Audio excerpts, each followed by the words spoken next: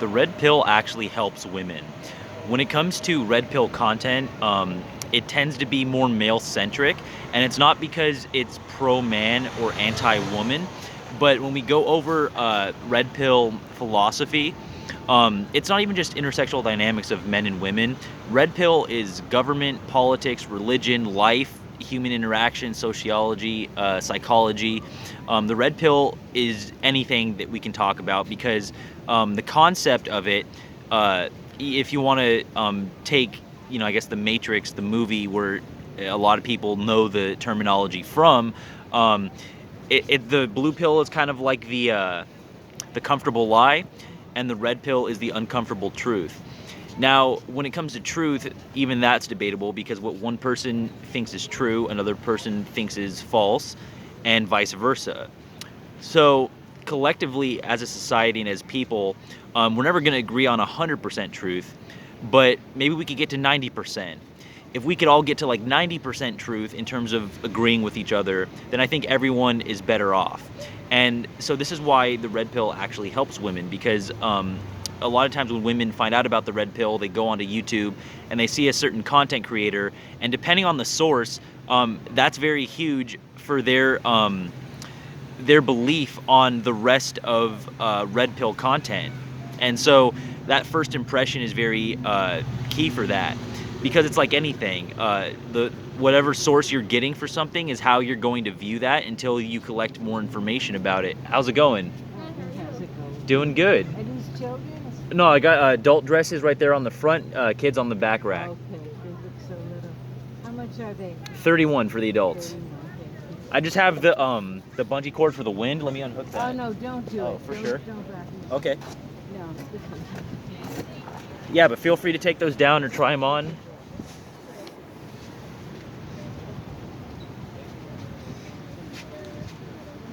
How's the day been? Pretty good. Beautiful. Cool.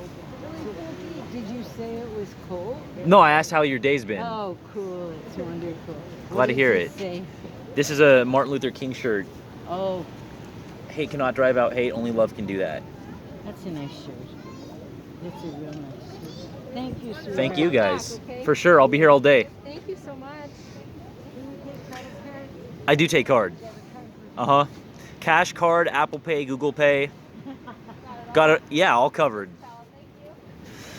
But yeah, so red pill actually helps women because like I was saying with different content creators, depending on the source, sometimes women have a negative reaction to red pill because it's like any group or stereotype. Say someone lives in the deep south and like a white person that's never seen black people interacted with them, they only hear about it from their family or community or whatever. Depending on what they might have heard or whatever stereotype exists for that, they might get their impression through rap music, or they think, oh, low income, poverty, crime. And so, say a black guy's walking down the street, dark skin, dreadlocks, and he's passing this person, this white person that's never interacted with a black person before. So, if the black guy with the dreadlocks, if he steals the guy's wallet or his car, then this guy might be like, oh, well, I've heard about this group, or that reaffirms what I was told. Like, I knew, oh, these people told me, they warned me.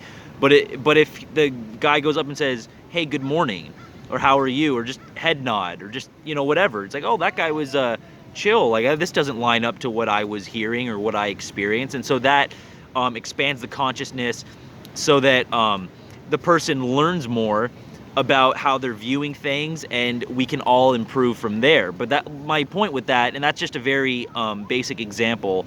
But I'm not afraid to go over these subjects about groups and race and religion because it's necessary.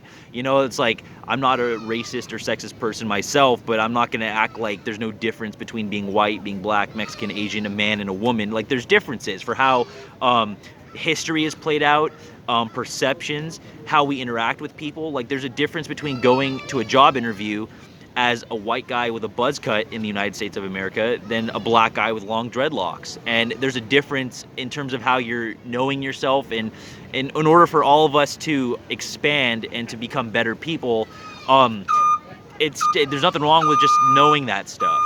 But tying that back to red pill and with women, my point with that is that depending on the source of the content, that's going to be her opinion of red pill. So say a guy, he does have that kind of woman-hating rhetoric, and so he comes into the situation, a girl breaks up with him or doesn't like him back, or she chooses another guy over him, and he has some very hate-filled YouTube video, and maybe because of the algorithm, that video is just placed at the top, and so that's what this woman is seeing for the first time in terms of red pill. So she just thinks, oh, I heard about this like hateful red pill group, or and so it's about being nuanced in a way to explain these topics that it's not pro-man or anti-woman, right? It's looking at both genders and how they play off each other.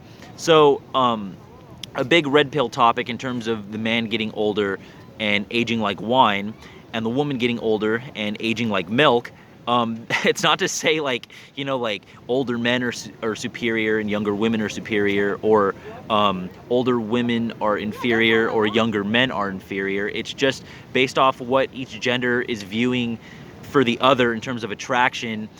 The man tends to ascend and the woman tends to decline, because when it comes to fertility and childbearing, the woman she just is, right? So she's young and fertile, can bear the kid. The guy can't provide anything, so he has to work up in the economy, graduate high school, graduate college, grow physically, mature into his looks, into his demeanor, his personality, get his finances up, understand women better, understand what turns women on, understand how to actually provide, how to be, a lover or a provider, all of that. And so the man tends to grow with age, where the woman, she just kind of is given that package. She's just given that beauty, that feminine essence. So she just is, and kind of declines from there. And I'm not saying decline in terms of human value or spiritual worth or anything like that, but red pill is very helpful to women, because we can't have this society that promotes all these things. So we have like feminism, and then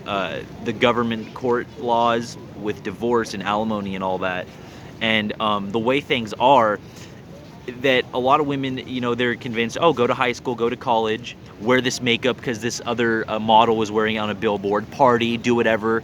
You don't need a man, do whatever you want, no consequences. And then at 35, when you're still able to have a kid, 35 is the new 15, 35 is the new 25. And, so you tell these women that, and they get to be 35, and they start to wonder, where's my alpha male? Well, okay, let's backtrack. We're talking about feminism, like I said, and the promotion of that. So you can do whatever you want, college, hookup culture, pursue your career, take your time for family, take your time for kids, take your time to lock down that high-value guy. Well, you're making decisions over these period of years. And so if you're like at 18 years old, a guy and a girl, if that guy goes to lock you down as a woman, marriage or relationship, whatever the case is, and you say no, right? You're 18, you don't know if he's your best option, you're studying in school, you're partying, multiple guys, whatever, you can do what you want to do. But fast forward that 20 years and you're 38 and you're suddenly like, oh, I need kids quickly because my biological clock. Well, that guy's been working. So what does he owe you now? How's it going? Good, how you doing? Doing good. I have the kid size shirts here, adults over on this side.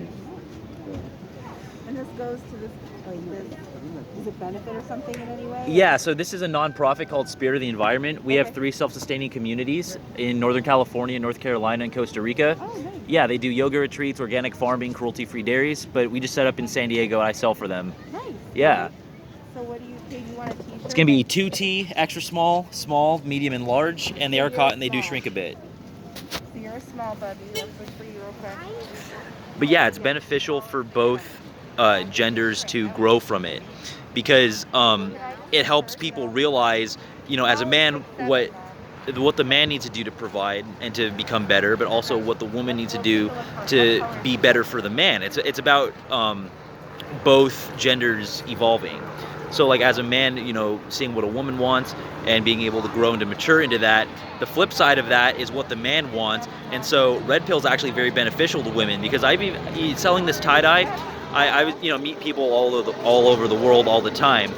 One time, this girl from Alabama, young, blonde, early 20s, she was talking about how guys give her a bunch of free stuff, and it's awesome. And I said, yeah, well, you're a good-looking girl, good personality and everything, and you're gonna get all that free stuff. But if you don't, if you don't understand that that's like the moment that it is, and if you don't cash in your chips, you could be in your 30s and that won't be the reality. So it's about helping women see that, both men and women, depending on what the red pill means to them.